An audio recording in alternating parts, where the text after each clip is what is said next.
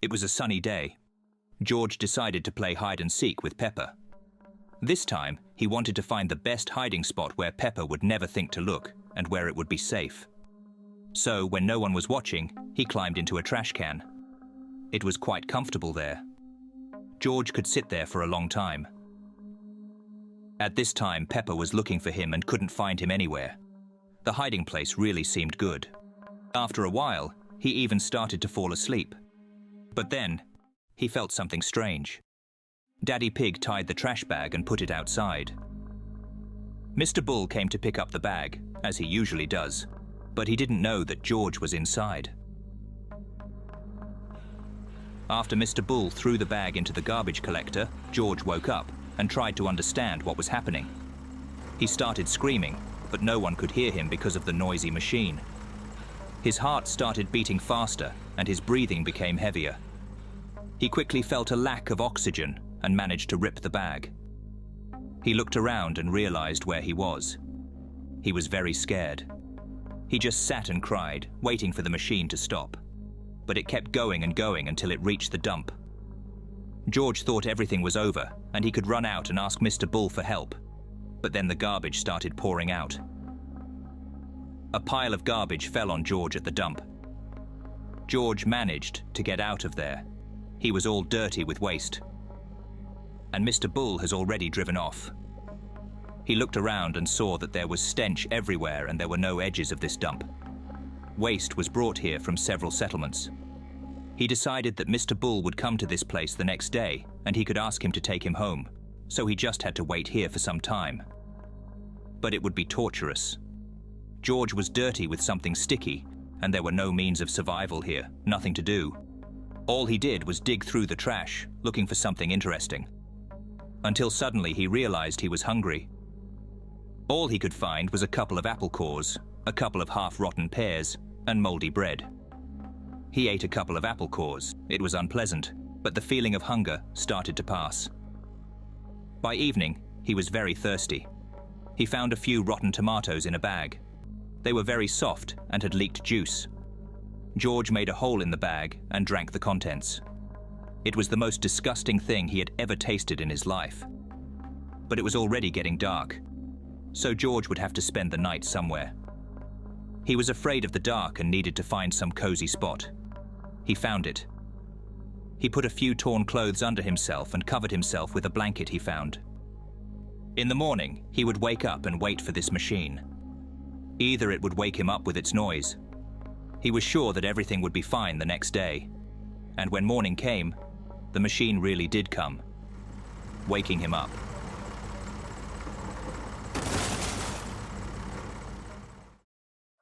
It was a day off. In the morning at about 9 o'clock, everyone gathered for breakfast. The parents had fun, not knowing that this was the last time they would see George today. Peppa went to play with George. Mummy Pig washed the dishes and sat down with Daddy Pig to watch TV. Later, Daddy Pig took the garbage out. Mummy Pig cooked the food and called everyone to eat. Everyone came, except George. Peppa said they were playing hide and seek, and George might still be hiding. The last time she saw him was about an hour ago. Mummy Pig called out to him again, but no one came. Mummy Pig was immediately alarmed. This had never happened before. They went as a family to look for George.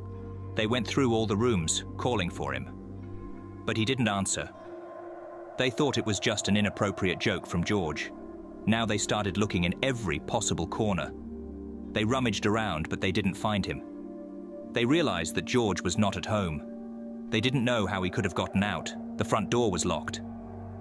They called the police. The search began. George's parents started looking outside, going to all the places he liked to be. They searched all day and never gave up hope, but they didn't find anything. The next morning, they went into the woods. They walked for hours looking for George, until they realized they were lost. They continued walking through the forest. They didn't want to be reported missing the next day. They wandered for hours until they saw a trail of blood that led somewhere. This trail of blood had been left today. They were terrified. They had no idea who could have done this. As they walked a little ways down the trail, they saw a shoe. It was George's shoe. Daddy Pig pulled out a knife, and they sped up, hoping they could find George alive. The tracks led them straight to the dump. They led right under the wrecked car. George slept underneath this car. He was in the dump after playing hide and seek in the rubbish bin and woke up to a car crushing him. The car broke his leg under its weight, but because of the shock, he didn't feel it. He could hardly breathe, but he managed to squeeze under this rusty machine, cutting himself badly. He began his fight for life. He had been at this junkyard for a day waiting for help, and now realized he needed to find someone himself and crawled forward. He couldn't walk because of his broken leg and was poisoned by the food he had eaten at the dump. As he crawled through the forest, he was already sure it was the end. Daddy and Mummy Pig realized they were going the wrong way and ran back, but there was no one at the other end either.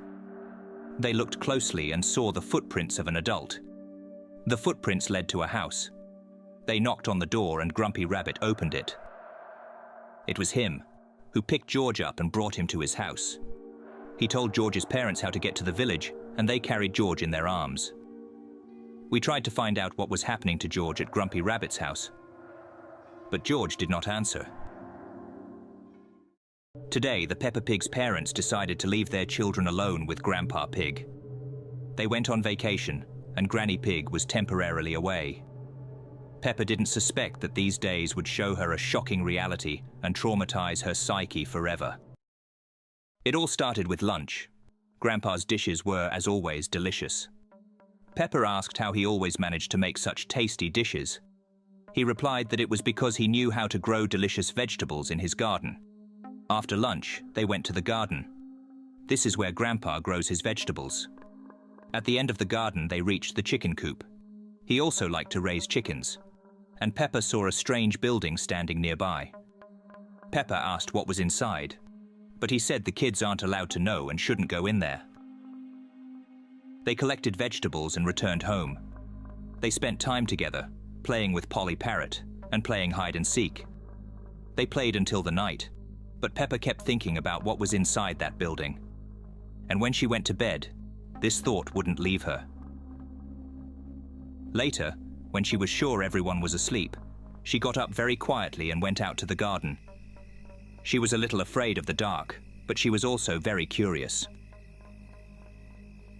She walked up to that little building, looked around, and opened the door.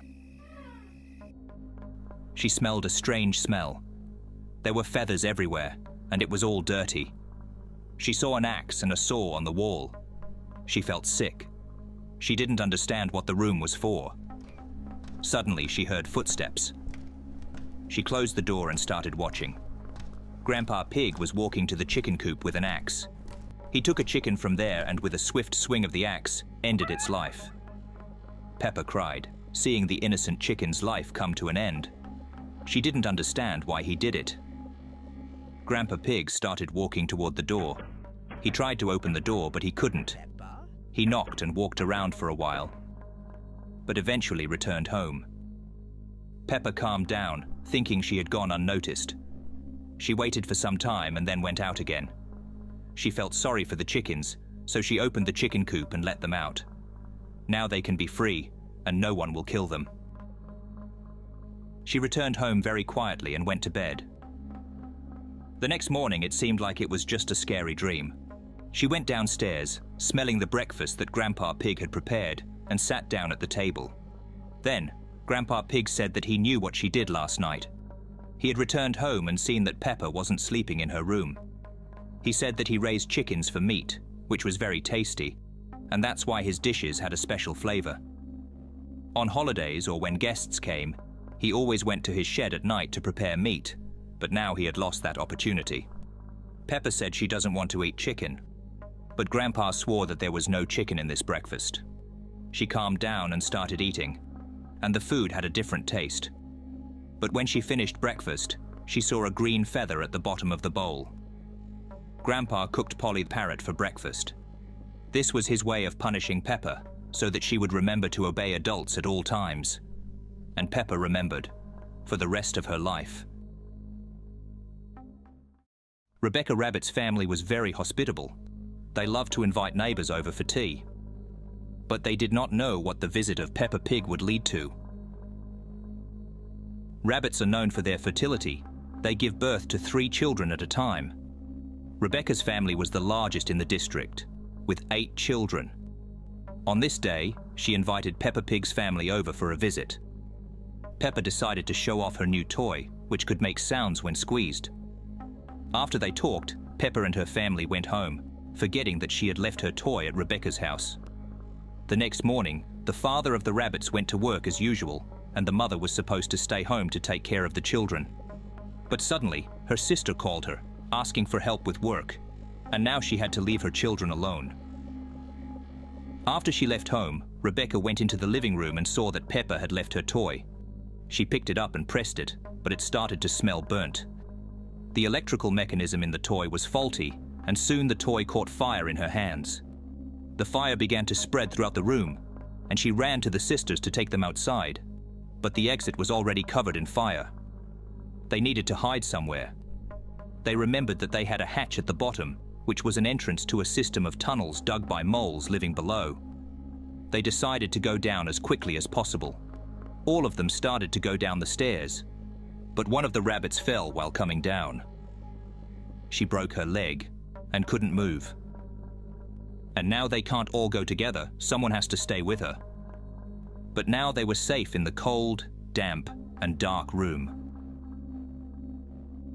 There was one exit from the tunnel system down the mountain where they could get help, but they were afraid of getting lost in the tunnels because there was no light.